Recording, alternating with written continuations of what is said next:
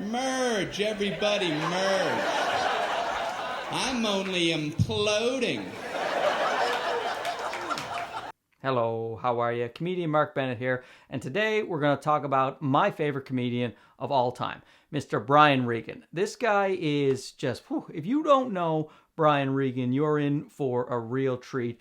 This guy is, in my opinion, the best that there ever was in stand-up comedy. Now, of course, comedy is subjective. You know, what speaks to me might not speak to you. But even objectively speaking, this man is very good at stand-up comedy. If you look at the greats right now, say Jerry Seinfeld, Bill Burr, Patton Oswalt, whoever you want to name, if you mention Brian Regan, they will say he is one of the top comedians in the world for sure. They all love him, and for good reason. So what I'm going to do is I'm going to show some clips of I Walked on the Moon, his special. My computer's over there. That's why I'm pointing. So I'm going to show some clips of that special. Then I'll cut back to my ugly yap, and I'll talk a little bit about the bit that we all just saw together. And who am I? I'm a comedian of about 18 years. I think in my last video I said 15 years. So I lost 3 years somewhere along the way. Probably all the cocaine I've done in the hotel rooms. Of course, I haven't done cocaine. Look at me. I don't do anything fun. Anyway, let's go watch a real master, Mr. Brian Regan. Thank you. Man. Wow. That feels good. That's all the time I needed to fill. I appreciate that. Thank you, man. Feels great. I'm feeling good. I actually just recently had to go to the emergency room, though, and I had some stomach virus thing. I almost called an ambulance. That's weird, even considering calling an ambulance for yourself. You know?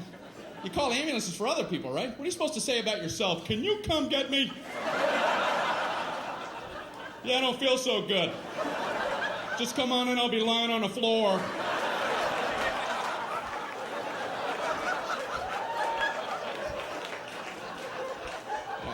Just looking at the phone going, I don't know how to do this.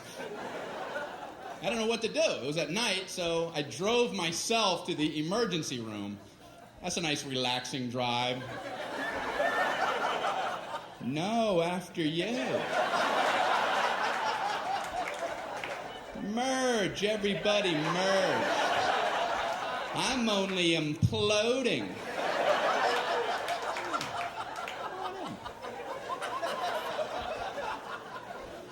So I pull up at the entrance to the emergency room. No valet parking. I mean, if that's not the biggest oversight in our solar system. If there's ever a time where you want to go, can you park this because I need to collapse immediately? But no, I'm circling around a parking lot. Can I park there? I think I'm going to die. I'm dying too. Okay, go ahead. Yeah, I'll go up a couple levels.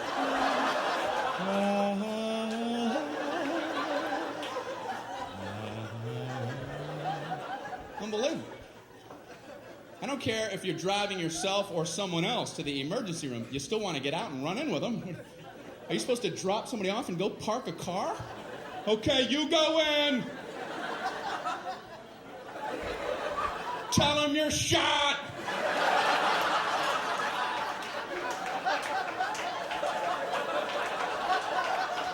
Ask them if they validate. Unbelievable. So I finally park, you know. I go in to check in. They ask the most insulting question when you check into a hospital. What seems to be the problem? What seems? Well, it seems. It seems like everything on my inside wants to be on my outside. But I'm no doctor. What kind of condescending question? So they check me into my luxurious half room. There's a curtain down the middle with a mystery patient on the other side. And he's moaning over there. Thinking, man, they're never going to help me with him moaning like that. So I got to out-moan him, you know.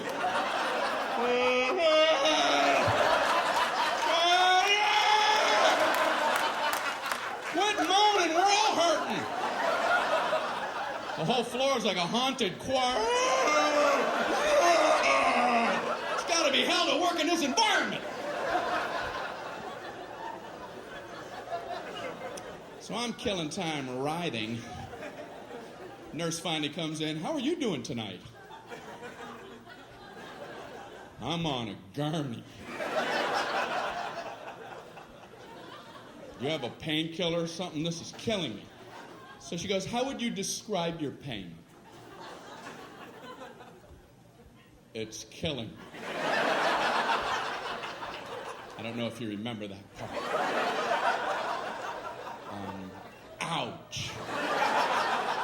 What are we playing, that pyramid game? Excruciating. Horrific. Would rather have shards of glass in my eyes. How do I convey this to you? So she asks, how would you rate your pain? 4 stars. 2 enthusiastic thumbs up. She goes, how would you rate it on a scale of 1 to 10, with 10 being the worst? Well, you know, saying a low number isn't going to help you. Oh, I'm a 2. Maybe the high 1s. And you could get me a baby aspirin and cut it in half. And maybe a Flintstone vitamin and I'll be out of your hair. You can go 10 to all the 3s and 4s and such. If anyone's saying such ridiculous numbers. I couldn't bring myself to say 10, though, because I had heard the worst pain a human can endure is getting the femur bone cracked in half. And I don't know if that's true, but I thought if it is, they have exclusive rights to 10. And now I'm thinking, what was I worried about? Is there like a femur ward at the hospital? They would have heard about me and hobble into my room. Who the hell had the audacity to say he was at a level 10? You know nothing about 10. Give me a sledgehammer. Let me show you what 10 is all about, Mr. Tommy Ache. No! No! No! How can I possibly say 10? I can't. So I thought I'll say 9. And then I thought, no, childbirth. I better not try to compete with that. And then I'm thinking, you know, it must be hell giving childbirth when your femur bone's cracked.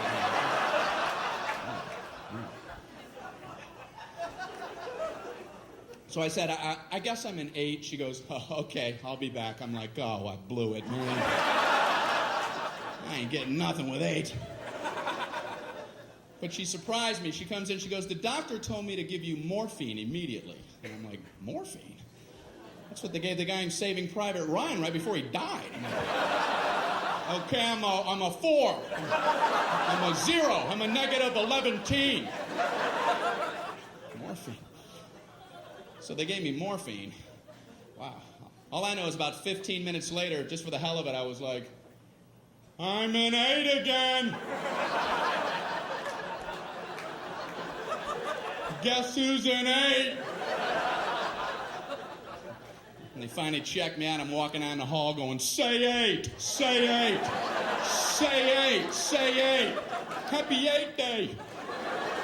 Did you get some 8? Did you get any 8? What am I throwing? You can't throw a number. All right. Johnny Appleseed. Did you get any 8 over there? I don't understand my own visuals. All right. Up here throwing numbers around. I mean, my God, I almost gave up on this video. I was just going to cut back here and say, he's hilarious. So, end the video. Thanks for watching.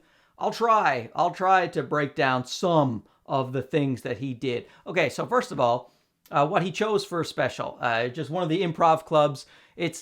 I love it because Brian Regan, he's a veteran of 30 years. He's a big name theater comic these days, but he chose to shoot it at a comedy club because that's probably where he feels most comfortable. It's probably to him what feels the most like comedy because that is where he has spent primarily most of his life. And like I said, even though he's been doing it 30 years, this is something to pay attention to for you kids out there starting comedy. He just gets right into the bit. He doesn't go up and meander up there about a bunch of different things or celebrate the fact that the audience knows who he is and loves him. He didn't just play with him a little bit back and forth, take a bunch of bows. He jumped right into it with, I almost had to call an ambulance for myself the other day. Can you come get me? Like immediately into the joke. So people are already, the audience does know him and they do love him, and he didn't have to do that. But Brian Regan, he's like a machine. It's just, this is how comedy should be done, so this is how I'm going to do it. Here we start to see right away why he is one of the greats of all time. He's thinking about it from every single angle. It's like, I almost had to call an ambulance for myself, because what's the alternative? Well, you can drive yourself to the hospital, but driving yourself to the hospital, that's a bad idea if you're injured, because there's no valet parking. No one's going to park for you. And then other people would think in the audience, yeah, but usually someone else can drive you to the hospital. You have a friend or a relative to drive you to the hospital. And he points out that that doesn't work either, because you're sending an injured person on their own. Tell them you're shot. It's something really good comedians do. They look at the angles, and they don't just make that joke about calling the ambulance for yourself or driving and being lost in the parking lot. And even that, being in the parking lot looking for a parking space. If you're at a hospital, you might feel entitled to a parking space. After all, you're dying inside. But so is probably anybody else who is going to the hospital. Almost like a good philosophical dissertation, you know? It's just, you're going to expect questions. You're going to expect challenges. And how do you meet those challenges? So not just the joke, but also, well, what if somebody drives you, Brian, to the hospital? Well, I got a joke for that too. Boom. So when you think about comedy that way, you're going to come up with much more well-rounded bits that don't have holes in them. You know, it's like a movie. You can't have holes in your plot or your story, or it starts to create doubt in the audience. Because if the audience is sitting there thinking, hey, he didn't address that thing that I just thought, then it kind of takes them out of the routine.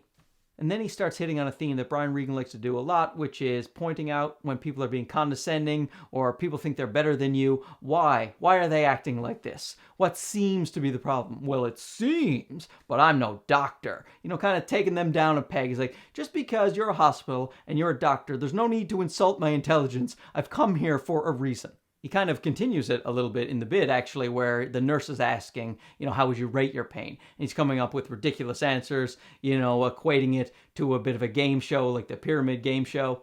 And then ultimately getting to the part where he feels he has said the wrong answer. So he had all this stress about going through the process, and now I've said the wrong answer. I'm not going to get any help. Oh, and I forgot about the haunted choir thing. That is just brilliant. The idea that he gets put in a room and there's a curtain there, and we've all experienced this, and there's someone moaning. But his issue is not that there's someone moaning, annoying him. His issue is, well, they're not going to help me if he's moaning, so I better scream loudly. And then he paints that wonderful picture, but then he switches to the what would that be like from the perspective of the people who work there. Must be hell to work in this environment with all the haunted choir. Just great choice of words. Haunted choir. He's a wordsmith as well. Now the story takes another turn because she's about to give him morphine, which is what they gave Private Ryan right before he died. So he screwed himself more than he thought he could have. He thought, oh no, I wasn't going to get help at first, and now I'm going to get too much help. What am I going to do? Just taking us on this journey, getting to the hospital, all the things going through his head, all the different scenarios that could have played out. And then finally at the end,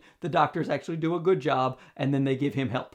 Oh, and the last thing I'll say about this, I'm sorry I'm talking so long, it's just he does so much stuff. Having the femur ward mad that he rated his thing at a level 10, and so they hobble into his room, screaming in pain because they're hobbling on their broken femur.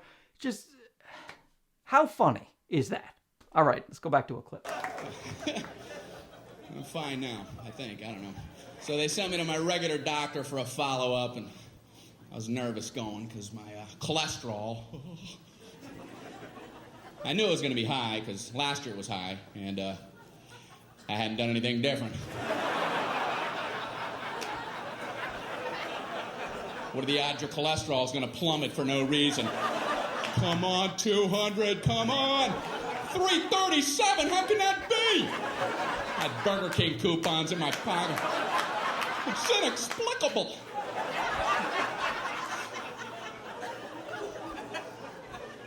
So I was nervous.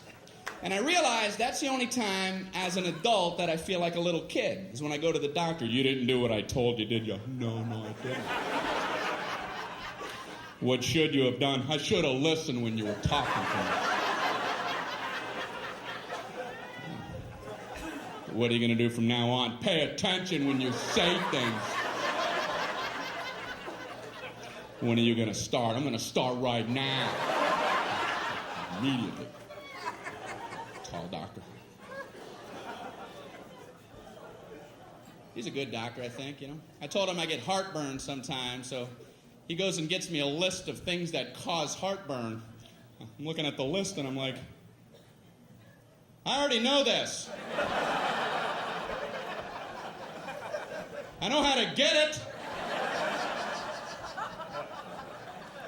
That's like going into the hospital with a cannonball wound and they show you a list. Here's how you get cannonball wounds. I have a cannonball wound. It's gaping. Do you have a tube of cannonball wound ointment?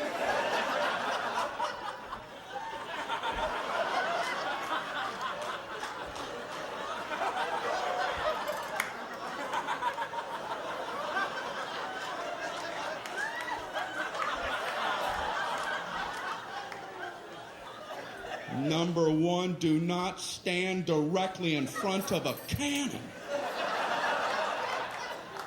How true that is.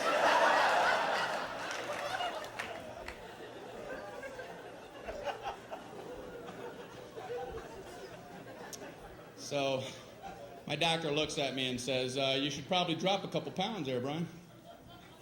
Thank you. Only your doctor has carte blanche on insults. He just insults you for a while, and then you pay him for the insults on the way out. Boy, you should lose some weight, and those moles are looking pretty weird. All right, how much for that, Doc? When can we get together again? Big fat mole man walking out of your office. Thanks for the confidence boost. I'm off to the Macy's Day Parade. Grab a rope!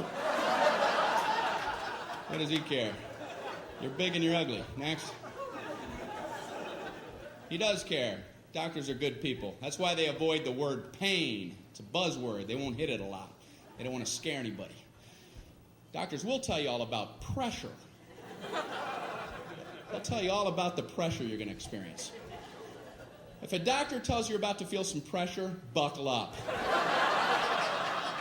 In a moment, you're going to feel a little bit of pressure. Pressure hurt like hell! Okay, I started writing notes because he just does too much. I can't remember it all, just watching the bit and then turning it on. So once again, he hits on the condescending notion that the doctor is talking down to him, and this time he literally talks down to him. So treating it like you're a child. And that hilarious child impression of looking up, promising you're going to do the right thing later when you're just a child lying through your teeth. And then saying that here's a list of how you get heartburn. Now, Brian likes to do this a lot. And Brian, like he's my buddy, Mr. Brian Regan, he likes to do this a lot in that point out just when people are being ridiculous, when they're being obvious with things. You'll see it later in the routine when he does the thing about the Pop-Tarts. So with the heartburn, this is how you get heartburn. So he tries to come up with what's an analogy to that. And the analogy he comes up with is like if you have a cannonball wound, it's and this is a pamphlet of how you get cannonball wounds, and that the visual I have, and then the ointment, the idea that the tube is so small and that he goes all the way around the circle. It's just that's something for you comedians. I didn't even write that down. It's just off the top of my head. It's have some patience when you're up there, do a bit. I'm assuming anyway, a lot of you like to do comedy or want to do comedy or want to understand comedy, but it's a bit like acting. When they say, own the room, it's your time, take your time. And so it's only funny if he goes all the way around. So he commits to it. And maybe there are nights that has bombed for him. I don't know. But he commits to it. And that is what makes it brilliant. And again, talking about the doctor, why do they have the right to just insult you like that. Aren't we all adults here? Brian Regan doesn't like it when he is being treated disrespectfully. Even though he does it in a hilarious manner, he likes to point out when society is trying their best to put you in your place. He is not a big fan of that. This whole I Walked on the Moon special, I feel that's the thread running through it, and you see it with his final bit. Oh, so my doctor, he told me to watch what I'm eating, told me to read food labels. I'm in the store reading the Fig Newtons label. I've always liked Fig Newtons. I'm trying to see if it's okay to eat them, and everything looked fine, the fat content, everything. I looked at the serving size, 2 cookies. Who the hell eats 2 cookies? I eat Fig Newtons by the sleeve. 2 sleeves is a serving size. I open them both and eat them like a tree chipper. Fig Newton shavings coming off the side.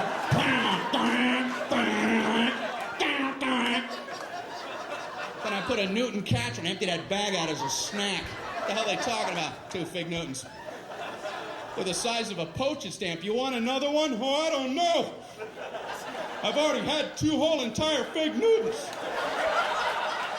Maybe I could try to muscle one more down, but I don't think I'm gonna. I am stuffed to the rafters. They're nuts. We got an ER here. We got a 3 Fig Newton eater.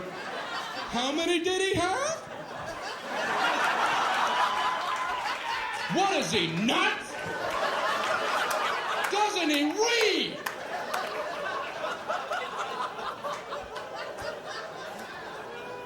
Who's coming up with serving sizes? A serving size of ice cream is a half a cup. What is that? What? Is that like a joke some guy put on there? Hey, come here. Look what I put for the serving size.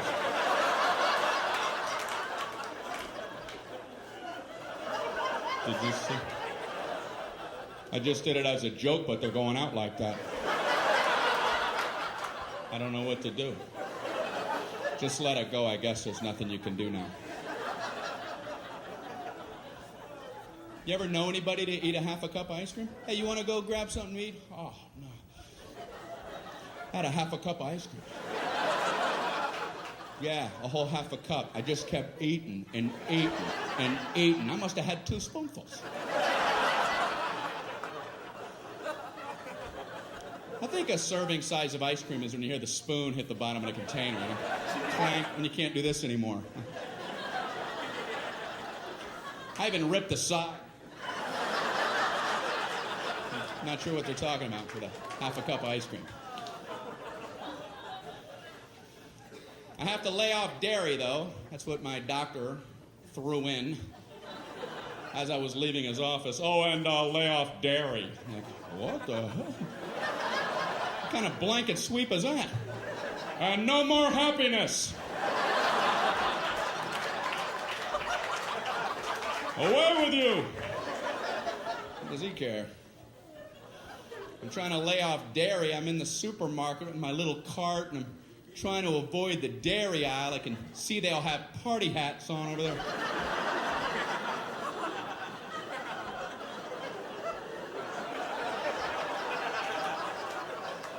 I'm in the juice aisle, slooped over with juice people.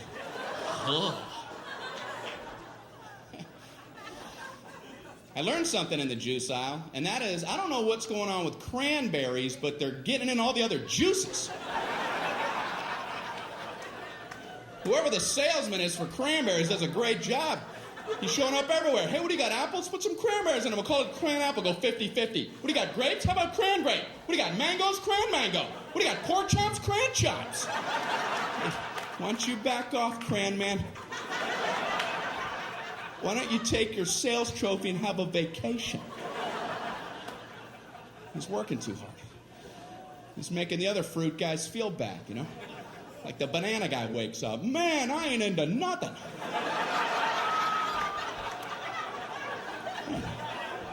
Okay, so now he does all these little bits, but tying them in with the overall premise that the doctor has told him to do these things. Just a great idea. If you have these little bits that don't have a big place to go. Try to find a way to fit them in the middle of an overall bigger theme. So he's at the doctor, and now he's got the little bit about the serving size. And here, what I like about it is just the idea. He says, like, who's doing these serving sizes? Brian Regan and comedy in general is very opposed to deception. Comedians generally try to find the truth. So here, here's talking about the serving size is ridiculous. 2 whole fig Newtons. Doesn't he read? So he's saying, obviously, the serving size is not 2 fig Newtons. At the heart of it, he's saying the company is deceiving you because there's an amount of calories that you think you're eating in a serving size. But if you look at that serving size, it's ridiculously small. Same thing with the ice cream. A whole half a cup of ice cream. Brian Regan, he doesn't like being condescended to, he doesn't like being lied to, but he does it all in a hilarious fashion, and he often plays the dumb guy in the bit itself, and then he can do his hilarious act-outs and voices to hammer home the points. And with the doctor saying, no more dairy, so like, no more happiness, as if a king has decreed it to you, away with you.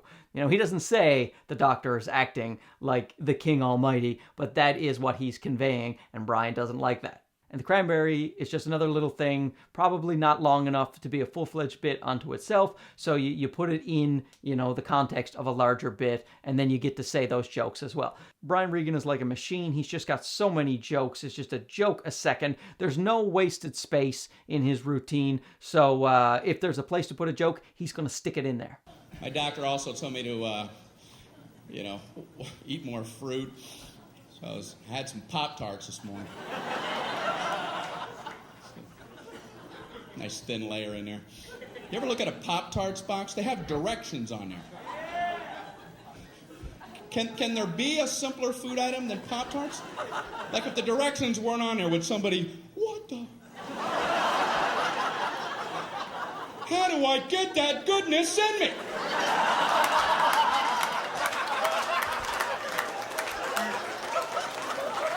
What do you do? How do you get it done? You read, man. That's what you do. They have 2 sets of directions. In case you don't understand one set, you abandon that whole track and get on something a little easier for yourself. They have a set of toaster directions, which, believe it or not, is more than 1 step. How could there possibly be more than 1 step? I can only think of one. Step 1, toast the Pop-Tarts. Go ahead, toast them. Hey, are you still reading this?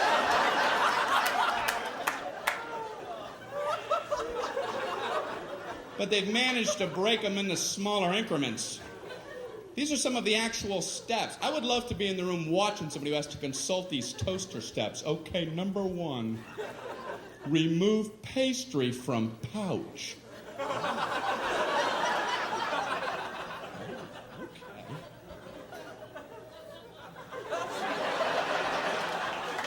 I see where they're going with this. We're banging on all cylinders now. Number 2, insert pastry vertically.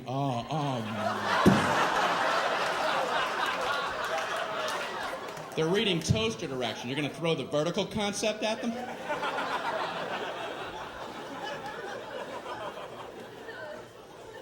Then they have a whole set of microwave directions. That just blew me away that you could actually microwave a Pop-Tart. I mean, how long does it take to toast a Pop-Tart? A minute? If you want them dark? People don't have that kind of time. Listen, if you need to zap fry your Pop-Tarts before you head out the door, you might want to loosen up your schedule.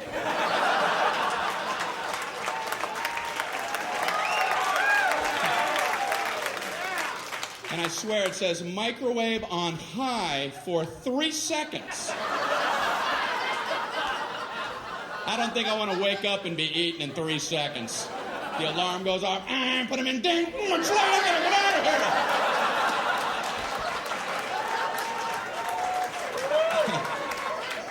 here. If you're waking, eating, and hauling in 3 seconds, you're booking yourself too tight. I'll just interrupt here again because this is a classic bit by Brian Regan. It deserves to stand on its own. The idea of Pop-Tarts, the directions on the box, who needs the directions, and he breaks it all down. So if there are people who do need the directions, what would they be like? And he acts out the entire thing. And the idea of take pastry from pouch and the looking back and forth and I see where they're going with this. Like I said, he's taking his time. He's in the bit. Now you got to be funny. Like, you can't just do these visuals and these asides. You have to be someone who's funny, like Brian Regan. But he's letting the scenario play out. He is letting you watch. If somebody was so stupid that they needed to read toaster directions, how would that go? And then just the lunacy that if you are writing directions for people this dumb, you threw the word vertical in there, which surely somebody who doesn't know how to toast a Pop-Tart would also not know what the word vertical means. And then he does another act out of what it would be if you actually microwaved the Pop-Tart. The absurdity that it takes 3 seconds to microwave a Pop-Tart. Just saying, well, what is the point of these directions? Who is it that needs them to be microwaved in 3 seconds? And then he acts out, if you're, waking, eating, and hauling in 3 seconds, you're booking yourself too tight. Just a hysterical bit that sums up Brian Regan, lighthearted, but pointing out something extremely stupid, and then showing you the visual of how actually stupid the thing is. We needed a refrigerator for our new place, and I've never bought a refrigerator in my whole life. I went into the appliance store. There's like 900 of them lined up. There's a salesman there. What's this guy supposed to say about refrigerators? Well, you have this refrigerator right here. This keeps all your food cold for 600.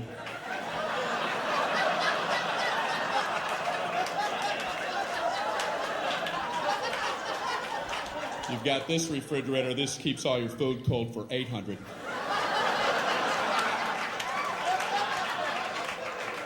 Check this out. 1400 keeps all your food cold.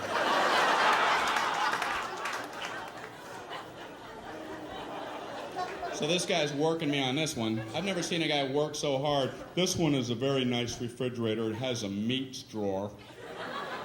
And what you do with that, you would put meats, whatever varieties that you would choose. These would be your meats. So there's no requirement on the types of meats. You could pick bacon,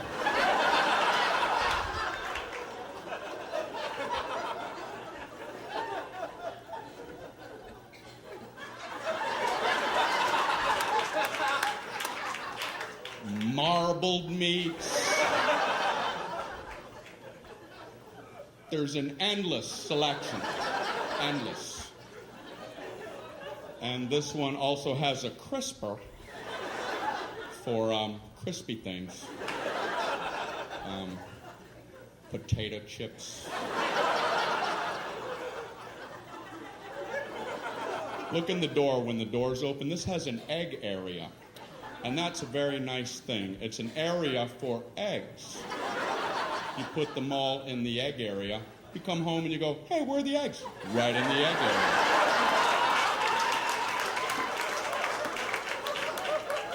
And they're all written in cursive, and that's a real nice feature. That is a nice touch.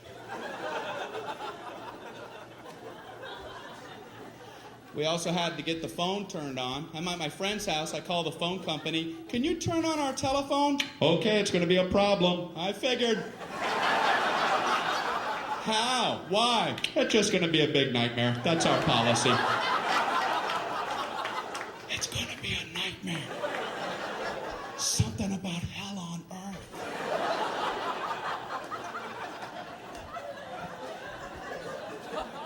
It's different than I thought. I didn't know how it worked, so I asked him, how does that work? Do we have to wait in our home for a few days for the phone people to come out?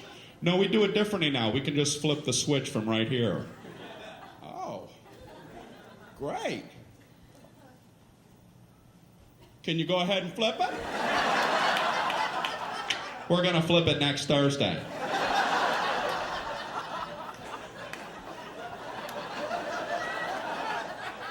Can you flip it right now? We're gonna flip it Thursday, late, or Friday, or sometime in November. Can you see it from where you're at?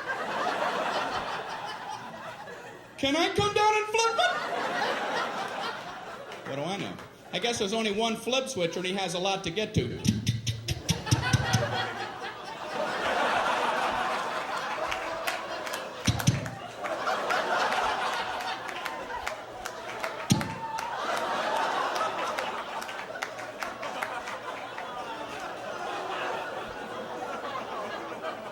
I assume they're tiny. Maybe they're big giant switches and they're really hard to flip, you know? Man, he's never gonna get to my house. I wanna go down there and cheer him on. Go, switch flipper, go! Flip them switches! Flip them good, switch flipper! Get him riled. Okay, so he's still talking about moving here and how he has to go buy a new refrigerator and then go to the phone company. But he does something interesting here is he actually is taking the perspective of the people working there to create some kind of empathy there. Because he's got the refrigerator guy saying, this guy's working so hard. You know, but how do you sell a fridge? This one is more expensive. How's he going to upgrade me? And the guy just struggling to come up with examples of different types of meats. Brian Regan, he does this a fair bit. There's another joke he does in a different routine where he's talking about being in a butterfly pavilion, and the guy working there is asking him, do you have any butterfly-related questions? And Brian Regan, he's just struggling to come up with something. He's like, do they eat? So he clearly finds this very humorous, as do I, with people struggling to come up with some kind of reason. So he's empathizing with the worker here that this must be a tough job and the guy is doing his best. And eventually when he settles on, the eggs, right in the egg compartment, and then that's written in cursive, that's a real nice feature. Like the guy's actually accomplished something. And the phone company, this one is just, he could have done a very frustrated version of this, where that's what a lot of comedians would do. They are mad at their phone company.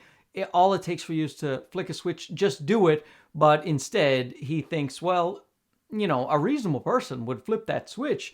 So what must be the reason? And he creates this ridiculous scenario where there's one switch flipper and he's holding his arm in pain. And you can even hear the audience groaning in sympathy for the poor man who keeps trying to flip all the switches by himself. Or maybe it's a huge switch and then you got to cheer him on. So he takes the other side of it that, these poor people, how are we going to help them? It's a funny way to do it instead of just, lashing out at the phone company like we always do. But at the same time, he still gets his point across that was a frustrating experience. So I had to use a phone to book the flight to come here, and the reservationist gave me a confirmation code. And like I'm an idiot, she gives it to me like this. Mr. Regan, your confirmation code, jot this down. It's B as in boy. Oh, okay. P as in Paul. Slow down. K as in kite. Oh, I know kite. I know all about kite. And Q as in quagmire. Give me another word. I want to fly so badly. I called back to confirm the flight. She wanted to know the confirmation code. I don't know about you, but I feel like an idiot trying to quickly come up with words for letters, and I'm panicking on a phone. The confirmation code, it's B as in,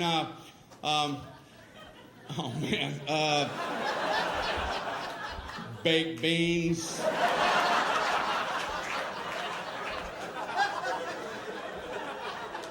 P as in pneumonia.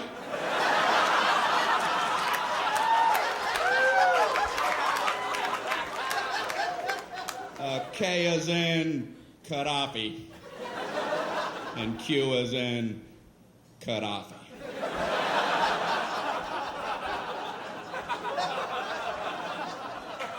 They only do that with letters. Nobody ever does that with numbers. My code, it's 4 as in 423.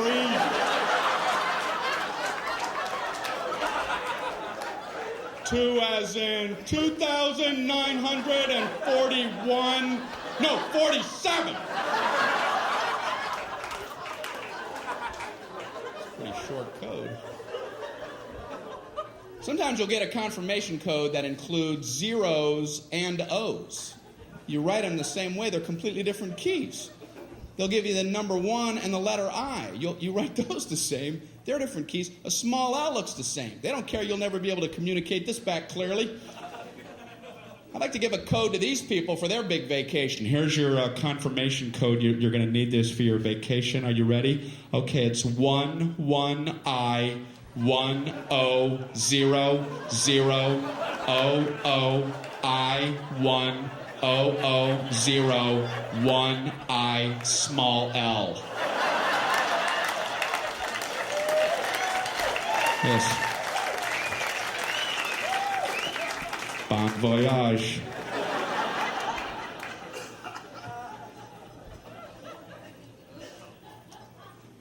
You know, I flew here. How come the first class people they can just get on whenever they want? I've always hated that. First class people, board at your leisure. Take your time, first class people. Coach people, no wait, sit, scuzz. Wait, little piggies.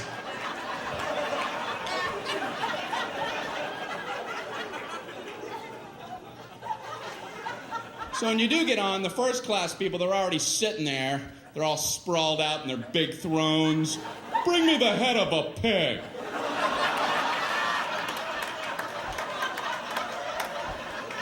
And a goblet of something cool and refreshing. Anyone have a fiddle? Make someone from Coach fiddle for me. Amuse me. They have fiddles in the overhead racks up there. You're not allowed to even use their bathrooms. The bathrooms up front are for our first class passengers. The coach bathrooms are located at Newark Airport. Concourse C. Concourse C, ladies and gentlemen. So when you do board, the first class people, they're sitting there. A lot of them are working as you're boarding. They have computers out and calculators. They're looking up at you like, hey, we're making money right now. Right now we're making money. Go, get in the back. Close that curtain. I don't want to see it. Even in my peripheral. Snap it shut. What's the matter with us? They got to cover us up with a tarp. And you go in the back, everybody has coloring books on. Hey, come here, where was you? Where was you at? You're in the middle, and there's 9 of us, and you're in the middle, and we have all the armrests, so you gotta sit like this. You gotta figure out a way to eat your snack while your elbows are touching. You gotta learn how to twist your little plastic utensil.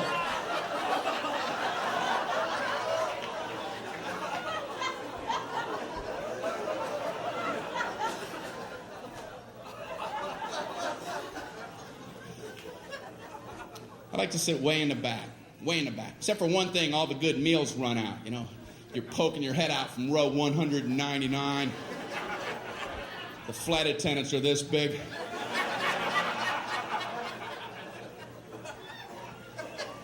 You can hear the good meals getting snagged. We have a turkey sandwich, a chicken quesadilla, and a cold fish head. I'm just...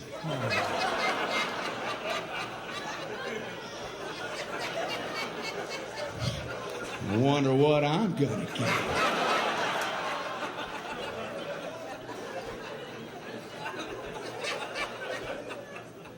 So when they get to the back of the plane, they have to do that flight attendant psychology game and pretend like the good stuff never even existed. It never even was. Would you like a nice cold fish head? They're frozen solid, frozen head of fish. The eyeballs in there and the skeleton's coming out. It comes with a turnip and a spork. I was wishing you'd have one of them left, wishing upon a star.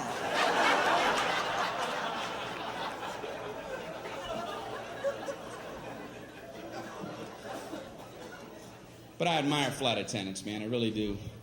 They put up with a lot of garbage from people. Have you ever been sitting in your seat and you see somebody trying to fit something in the overhead rack that you know ain't going in there like in a million years?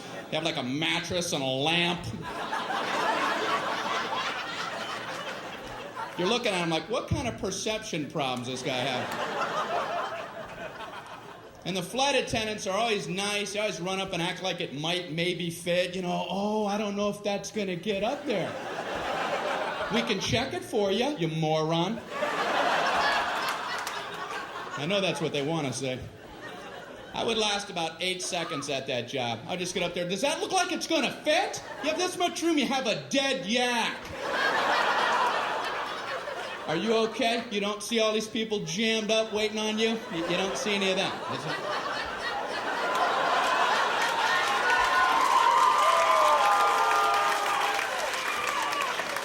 Oh, this is your world.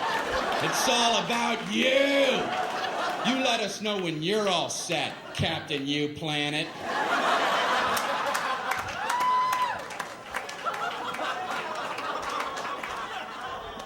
And I feel bad for the gate agents because they try to get the boarding process to run smoothly, but no one will listen to them. Don't blame them. They try, they get on the intercom. Ladies and gentlemen, we're about to begin boarding. If we could ask for your cooperation, would you all please remain seated until your row has been called? Everyone, please remain seated. Everyone, please back away from the gate. Please back away from the gate. Somehow, by the time that comes out the speakers, it must sound like, everybody up and rush the door. Everyone, immediately try to squish your fat butt simultaneously in the small gate door area. Hurry. Push and shove, everyone. Push and shove. Do whatever you have to get on board. This is the last helicopter out of Vietnam.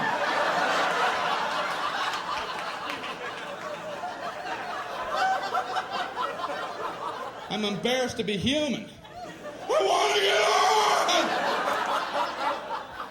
on! You're gonna get on. I want to get on before everybody else!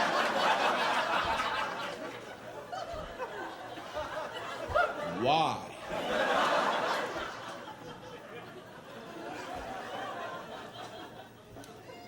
Human beings, man. I'm sure you've been at airports with the moving sidewalks. Right? You know the whole stand right, walk left concept? Well, for some people, unlearnable.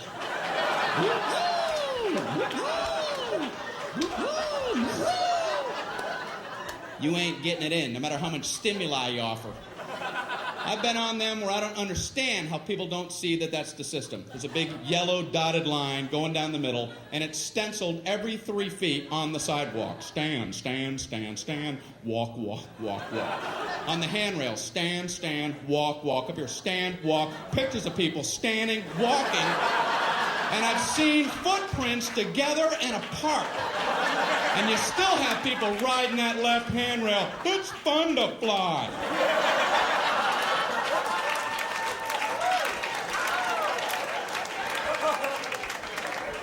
Now, this is a chunk about airline travel, and a lot of comedians, they won't even touch things like airline travel because they think, oh, it's trite. It's something that everybody does. Everyone does jokes about the airline. But see, Brian Regan, he's so good, he finds a fresh take on something where you would think there can't be any fresh takes left, right? But he does. He's absolutely, the confirmation code. Again, that's Brian Regan trying not to look foolish, trying not to look dumb, talking about how, you know, when he has to read back the code, he tries to do the same thing that the worker does, but of course he can't come up quickly enough with those letters. So like B for baked beans and P for pneumonia, which is that's just a clever joke. And again, the theme of just not wanting to be uncomfortable, not wanting to look stupid, to look lesser. And then talking about getting on the plane, the first class people, just again, sitting in their thrones as if they're kings. You know, bring me the head of a pig. Get someone from Coach to fiddle for me. You know, that type of thing.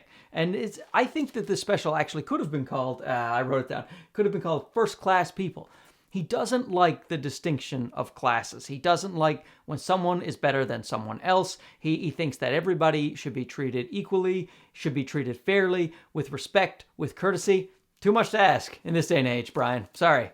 And the smug face, too, of the first-class people while they're just sitting there and they're making money. We're making money right now. And then the idea, he pictures what they must think of him having to go back behind that curtain. He's ashamed. He's embarrassed. And he doesn't like feeling that way. So he brings it out in joke form that this is what these people must be thinking of him. So Brian Regan likes to take them all down a peg. And that is in stark contrast to the way he feels about the people working there. These people are working hard. You know, he says like a flight attendant, they have a difficult job. Somebody is trying to put something up in the overhead compartment and that will never fit. He said he would only last a day. He said, you have this much room, you have a dead yak. You don't see all these people jammed up behind you with the tunnel vision. See, once again, just saying, oh, it's all about you. Sorry, Captain You Planet. Can't you just consider other people for a minute? Which is why he wouldn't be able to do that job. He admires the flight attendants and their patience when it comes to these types of things. And the same thing with the gate agency. These people they're trying to do their jobs. They're organized. They're calling people by row number. But everyone is just, what they hear is up and rush the gate. And that really funny visual. The idea of this is the last helicopter out of Vietnam. Like, people are that desperate to get onto the plane, which doesn't make any sense because the plane doesn't take off until everyone gets in their seats. Like, I want to get on before everyone else. Why?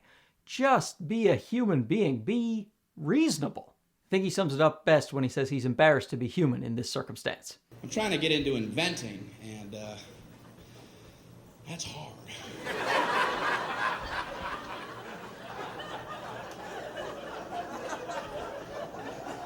I know what I'm going to try to invent, you know. I don't know if I'm being overly ambitious, but I'm trying to invent an ironing board that when you open it, it doesn't sound like this.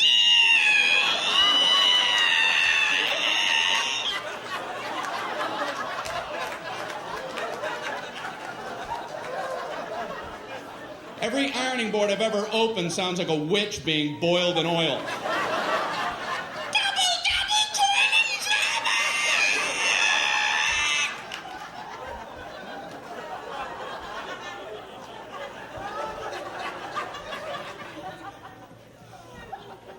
You ever just look at an ironing board? Can you imagine getting that approved in today's safety-conscious world? What did you want to get an approval on? I call it an ironing board. I want to have like a surfboard-shaped device about this high, and I want to support it with two thin crisscrossing poles so the center of gravity is precariously high. So the slightest nudge would be sure to topple it. Then I want to put a big hot metal thing on the top of that with water, the temperature of lava oozing out the sides and dripping off the board for burn wounds. I want one side to be a white hot heat for scarring. I want the sheer weight to be able to cause blunt force trauma. And I want the whole thing to come to a point for puncture wounds. Ooh. I don't know. It seems a little unsafe for adults. I'm not finished. I want a cord coming down so you get the toddlers involved.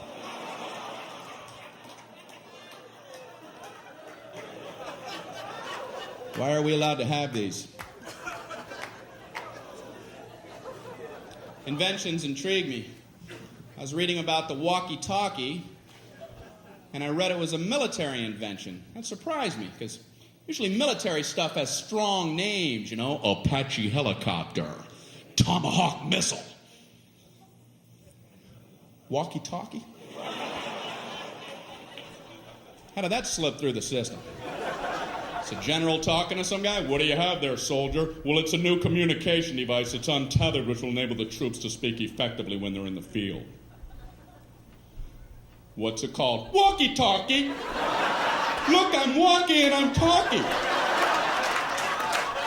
Now you walkie and talkie, General. I'm walkie and talkie. Are you walkie and talkie?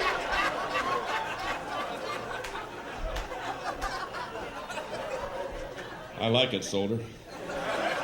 What's this explosive device? The whammy kablammy.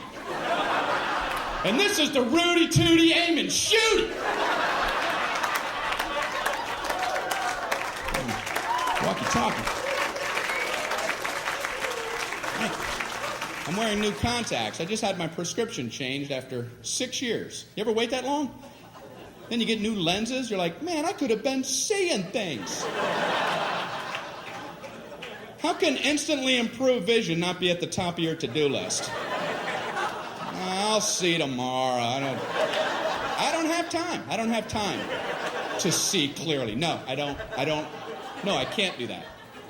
You see what's on my desk? So I go in for the eye exam. I don't know about you, but I concentrate like crazy during the eye exam. You don't want to get a D on that thing. End up with these big, thick Coke bottle lenses. I didn't take it serious.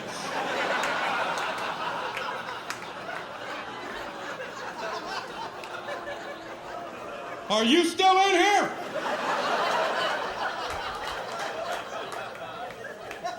I'm just seeing shadows and shapes. It's important. They don't call it a quiz. So I go in there, I sit in that big chair. He slides that big giant thing on my face. Are these my glasses? What happened to me? That'd be a hell of a pair of glasses. Do I like it better like this or like this?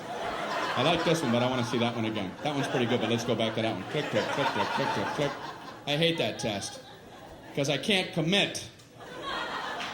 I can feel my eye doctor losing his patience with me.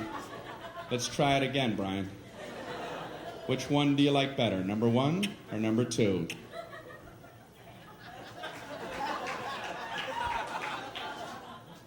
I don't like either one of those.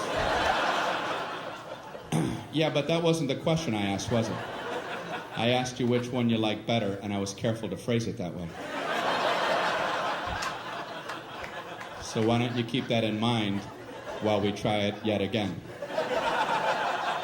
Which one do you like better, number 1 or number 2? They're about the same. Well, why would I waste your time and mine by making them both the same? Did you ever stop to think about that? You ready to try it one more time? What do you want from me? Way too much pressure during that entire exam. They do one test every time. I don't know what they're looking for. All I know is I get an anxiety attack in the middle of the damn thing. Tell me the exact moment point A is directly over point B. I'm like,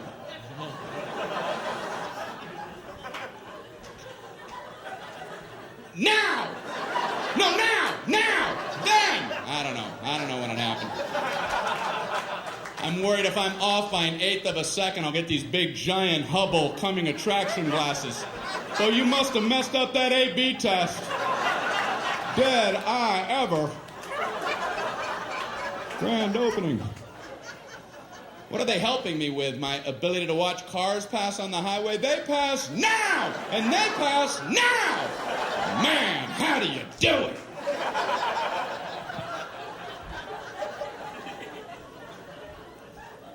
It's weird in the eye exam room. It's just him and me.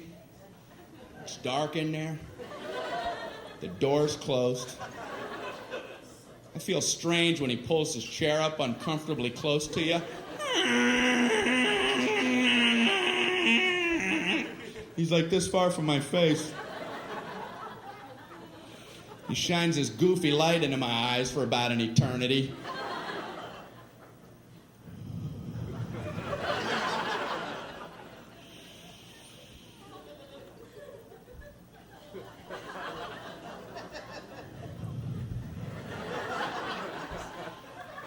How you doing there?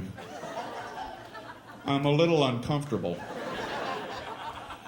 Can you back up a tad?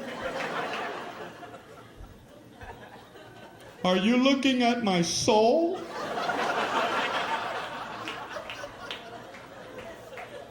You want a Tic Tac? So he says, you know you have one eye set a little bit higher than your other eye? No. I did not. He goes, it doesn't affect your vision or anything. I just thought you might want to be self-conscious for the rest of your life.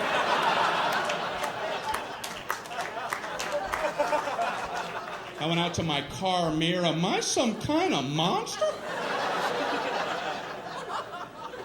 Is that a hump? I am not an animal. I am a man. What's the matter with him? Then he asked me, would you like to try trifocals? And I'm like, I must have been away a while because I have no idea what you're talking about. He says, it's exactly what you would think. You can see at 3 different distances depending on where you look through your lens. You can see close, medium, or far away. And I'm like, I can't even imagine getting used to that. There's a book, there's a plane, there's Alpha Centauri!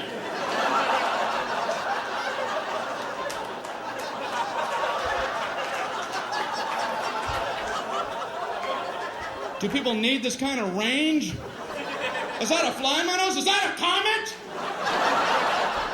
Okay, just a couple of bits here before he goes into his big closer, and he does it under the guise of inventions like ironing boards. This is a very stand-up comedy thing to do, is he spends a lot of time in hotel rooms, so ironing board, and he takes what we all are familiar with, everybody sees it, everybody knows what it is, but he makes you think about it going, how is this something that hasn't been improved on in all these years? This horribly dangerous, very clunky device, and then he goes through systematically why it is so dangerous, as if a guy's at a pitch meeting trying to, which is a great way to talk about, like, how did this get passed? People do it sometimes when they're talking about, how did this movie get made? Like John Mulaney did, Back to the Future. Imagine that in a pitch meeting. So this is a similar thing. Imagine trying to pitch this product, and you have some executive going, that sounds pretty dangerous. No. Just wait till we get the toddlers involved. Just very funny thought. And then the walkie-talkie, that's really good because it would have been funny enough just to say what a dumb name this is for an intricate device, the walkie-talkie. But he gives you the Army history backstory and points out, and what really sells it for me is when the guy who invents it starts out sounding really into, did I say sound super Canadian right there? Starts out very intelligent, talking about it. It's an untethered device for communication in the field, and what do you call it, soldier? The walkie-talkie. The fact that he gets dumb so quickly, and look at me, I walkie and talkie. Very, very funny to picture that out on the battlefield. And then to hammer home the point, he gives a couple of examples. What if the Army named everything like this? Like this is the, what was it? The whammy kablammy for the grenade, or the Rudy Tooty point and shooty. Because if we're going to name something walkie-talkie, why don't we call a gun the Rudy Tooty point and shooty? All right, just a couple of funny bits there, and we'll get to his major closer now. I'm actually kind of quiet off stage. A lot of people don't realize that. I was at a dinner party recently. A bunch of people that I don't know. One guy talking plenty for everybody. And then me, myself, right? And then I, and then myself, and me. I couldn't tell this one about I because I was talking about myself, and then me.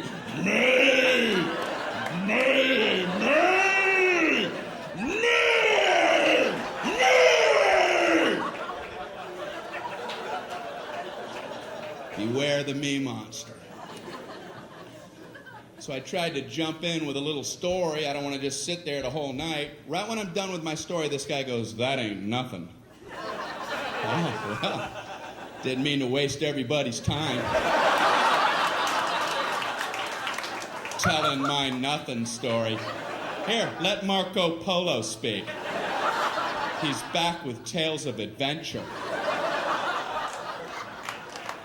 My story ain't nothing. Maybe it wasn't, because I made the mistake of trying to tell a story about having only 2 wisdom teeth pulled, and I learned a lesson. Don't ever try to tell a 2 wisdom tooth story, because you ain't going nowhere. The 4 wisdom teeth people are going to parachute in and cut you off at the pass. Halt! Halt with your 2 wisdom tooth tail. You will never complete one, trust me. I'm trying to tell my story. I had some wisdom teeth pulled. I had 4 pulled. Oh, okay.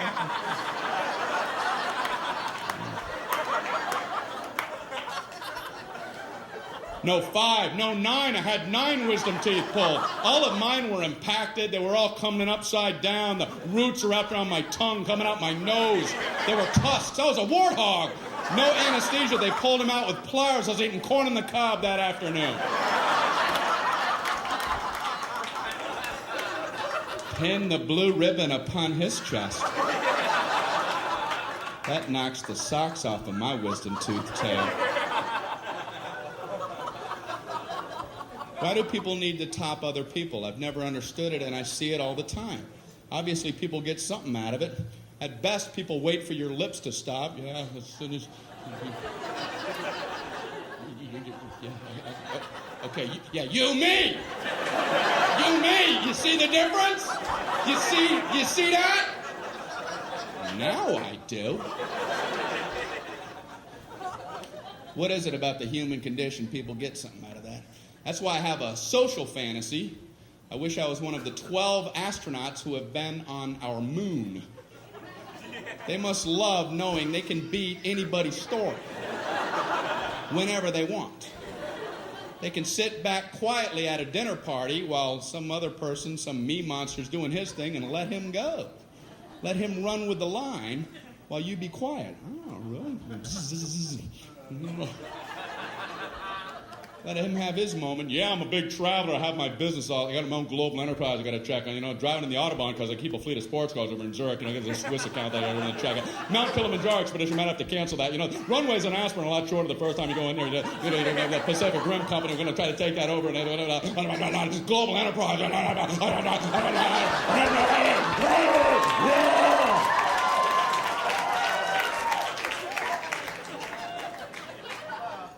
I walked on the moon.